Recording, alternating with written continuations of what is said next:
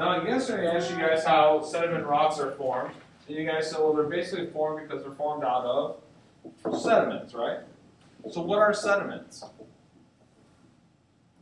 Like deposits of Could be deposits of minerals. But what is it? Think about it. You guys, if I told you, here's some sediments, I think most of you guys can visualize what that means. Dirt. Dirt and rocks, sand, gravel, clay. Right? Yeah, so when we talk about sediments, all sediments are pieces of rock. Mike, don't do that. So they're pieces of rock that are broken apart.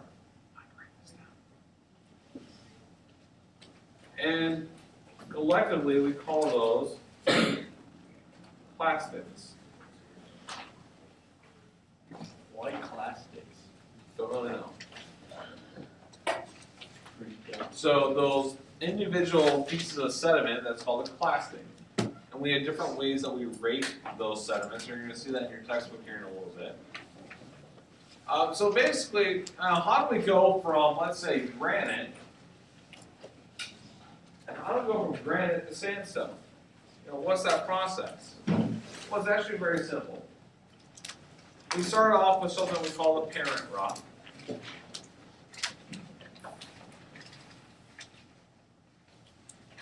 And then that parent rock gets weathered. I want you guys to go back to middle school. I would love for you guys to go back to middle school. Sure. Yep. What are the ways in which rocks are weathered? There's a lot of different types of weathering. Okay, water, wind, like animals. Okay, so we have water, we have wind, not so much heat.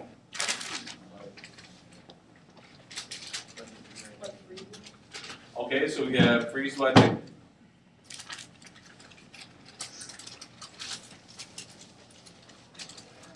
Alright, what about?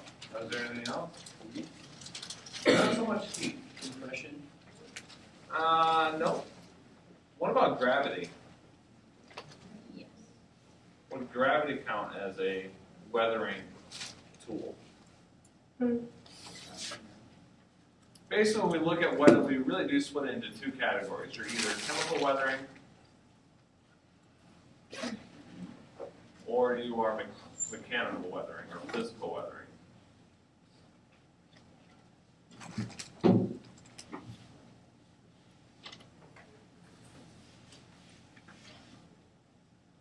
And when we think about water, water can be both. It's both chemical and mechanical. What is wind?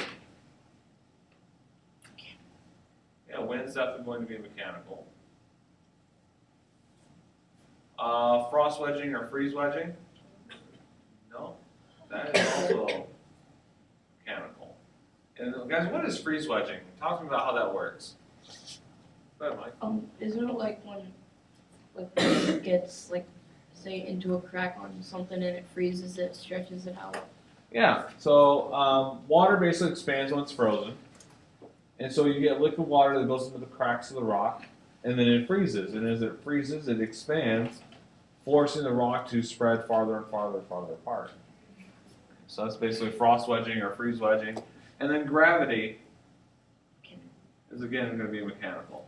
Okay, a perfect example of that. Let's say I have a gigantic boulder that wears itself loose from the edge of a cliff, and it falls and it hits all the rocks on the way down. What is that going to do to those other rocks? Break them down. That's still a part of weathering, so that's why we have gravity. When we look at a lot of things out, especially out in the American Southwest, and we think about, oh my goodness, Monument Valley out in Utah, you have these really large, flat top pieces of rock, these pillars, and all around them is this loose debris. And And that's because what happens is the gravity then takes over and these small pieces of rock flow down the hill and start to pile up underneath. Okay, so that's where basically we get gravity. So we go through this weathering process. And so we take a big rock and we reduce it down to these really small pieces that we call plastics. And then those pieces get eroded and transported. Now, what's the difference between weathering and erosion?